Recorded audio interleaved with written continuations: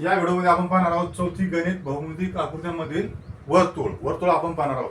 वर्तुळाचं एक साधं उदाहरण म्हणजे सांगू म्हणजे बांगडी. आता हे बघा, वर्तुळामध्ये आपण सर्वात आपण पाहू परी.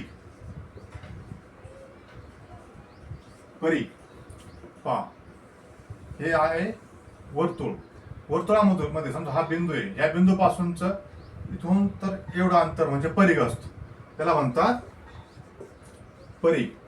थोडक्यात सांगायचं म्हणजे वर्तुळाची परिमिती म्हणजे परी किंवा पूर्ण वर्तुळ कंस म्हणजे परी. परी नंतर आपण पुढे पाहू वर्तुळ केंद्र.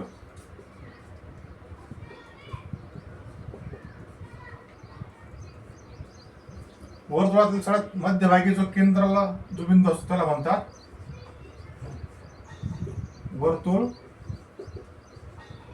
वर्तुळ केंद्र. मग आता एका वर्तुळात किती वर्तुळ केंद्र असतात?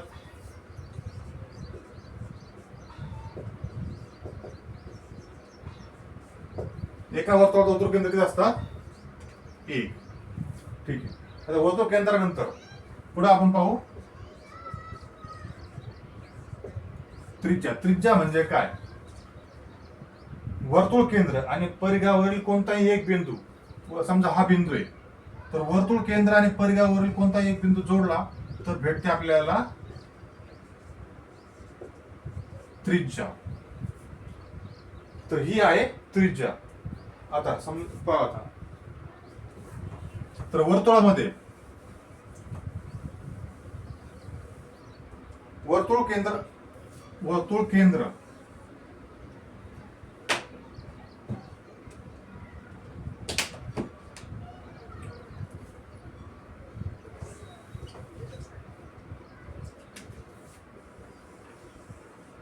वर्तुळ केंद्र आणि परिघावरील कोणता एक बिंदू म्हणजे त्रिज्या. तर ही त्रिज्या आहे.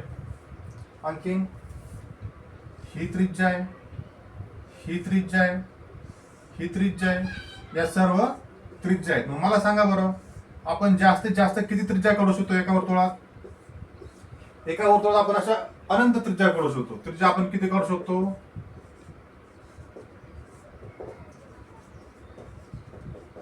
अनंत काढू शकतो. ओके, ठीक आहे. त्रिज्यानंतर पुढे आपण पाहू जीवा. जीवा. आता जीवा म्हणजे काय? हे आहे वर्तुळ. जीवा म्हणजे काय?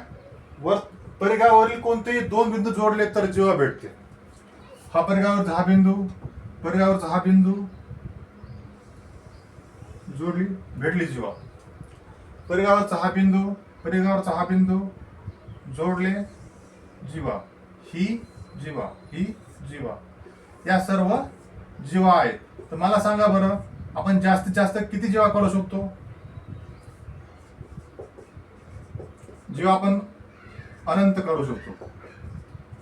जीवा किती काढू शकतो? अनंत. आता जीवानंतर पहा,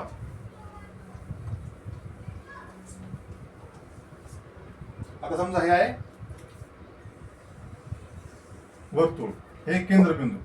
आता परिघावरील कोणते दोन बिंदू जोडले म्हणजे जीवा. ही जीवा आहे. समजा ही छोटी जीवा आहे. आणखी दुसरी जीवा आपण जर वर्तुळ केंद्राच्या जवळ जवळ जाऊ तर ही यापेक्षा ही मोठी जीवा आहे, याच्यापेक्षा ही मोठी जीवा आहे, याच्यापेक्षा मोठी ही, याच्यापेक्षा मोठी ही, याच्यापेक्षा मोठी, याच्यापेक्षा मोठी, आणि ही मोठी जीवा कुठून जाते? वर्तुळ केंद्रातून जाते. तर वर्तुळ केंद्रातून जाणारी जीवा ही सर्वात मोठी जीवा असते. आणि आणखी आपण वर गेलो तर मग आता आपण कमी कमी होत जाते पहा जीवा. तर मग वर्तुळ केंद्रातून जाते ती सर्वात मोठी आहे. तर जी जीवा वर्तुळ केंद्रातून जाते तिला म्हणतात व्यास.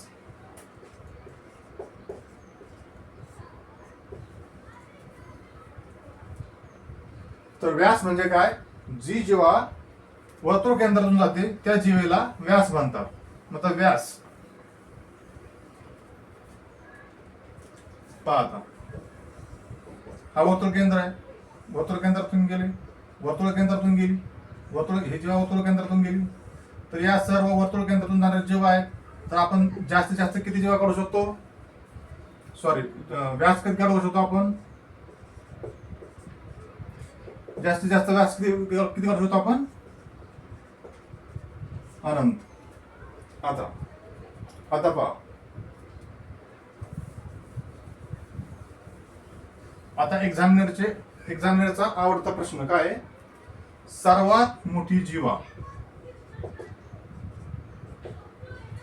सर्वात मोठी जीवा काय आहे?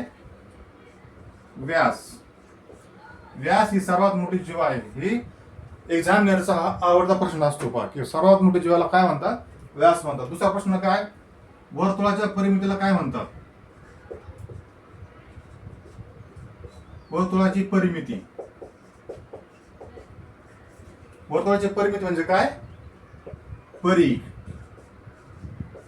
हे लक्षात ठेवायचं. जे मी चौकोनात दिल ते लक्षात ठेवायचं. ठीक आहे. आता पुढे जाऊ आपण. आता व्यास नंतर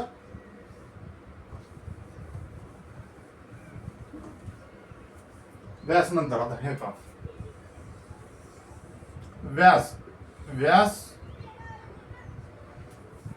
व्यास वर्तुळाचे दोन भाग करतो, त्याला म्हणतात अर्धवर्तुळ. हे अर्धवर्तुळ आहे आणि हे अर्धवर्तुळ आहे.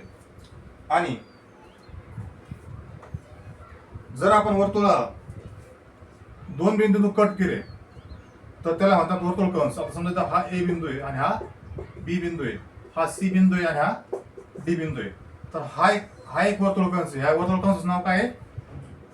कंस ए सी बी. आणि हा जो कंस आहे हा कोणता कंस आहे? कंस ए डी बी. ओके, ठीक आहे. आता आपण व्यास व त्रिज्या यांच्यामधील नातं पाहू आपण. आता पहा, आता वर्तुळ ही काय? हे काय? व्यास. हा आहे व्यास. आता आपल्याला माहिती आहे वर्तुळ केंद्रापासून परिघावरील कोणताही बिंदू याला काय म्हणतात? त्रिज्या. म्हणजे हे आहे त्रिज्या. नंतर वर्तुळ केंद्रापासून तर परिघावरील बिंदू याला काय म्हणतात? त्रिज्या. ही त्रिज्या आहे. आणि व्यास कुठून कुठपर्यंत आहे? इथून तर इथपर्यंत एवढा व्यास आहे. ही त्रिज्या आहे आणि ही त्रिज्या आहे. आता आपल्याला पाहून कळतंय की त्रिज्या अधिक त्रिज्या बरोबर व्यास. मग व्यास कसं लिहू शकतो आपण? व्यास बरोबर त्रिज्या अधिक त्रिज्या. त्रिज्या अधिक त्रिज्या म्हणजे दोन त्रिज्या. मग काय? व्यास बरोबर 2 गुणिले त्रिज्या. तर हे आपल्याला काय भेटलं? आपल्याला सूत्र भेटलं. हे चौकोनातले पाठ करायचं. 3 प्रश्न पाठ करायचे. पहिलं म्हणजे सर्वात मोठी जीवा व्यास असते. वर्तुळाची परिमिती परिघ. वर्तुळाच्या परिमितीला परिघ म्हणतात. आणि व्यास बरोबर 2 गुणिले त्रिज्या. या गोष्टी आपल्याला महत्वाच्या आहेत.